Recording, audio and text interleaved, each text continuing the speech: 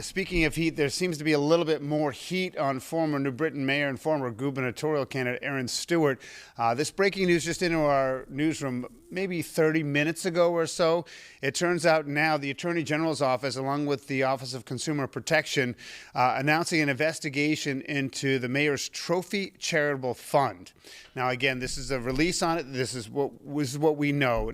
According to the release, as part of the investigation, the state has become aware of two particular bank accounts: a fund managed by the foundation, which deals with this trophy charitable fund, and a checking account also named Mayor's Trophy Charitable Fund held at M&T Bank. It's not managed by the foundation. Now, you can extrapolate what you want. According to the Attorney General's office, 3 requests were made today: a subpoena to Erin Stewart, who you see right there, a letter of inquiry to the foundation, and a subpoena to M&T Bank. Now, a couple things to be noted here. In this potential case, the Attorney General's office actually can't file criminal charges. It is almost entirely a civil office. Sam Smeek and I were talking, and she's working on this a little bit.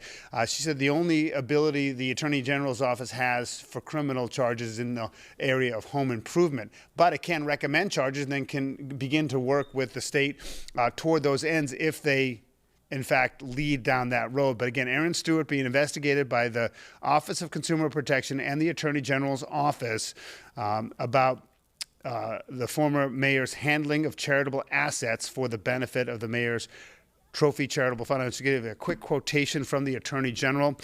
Quote, "It is our job to ensure charitable organizations adhere to all rules and regulations, and it is our priority to give donors confidence that when they give to charity, their contributions are as used as intended.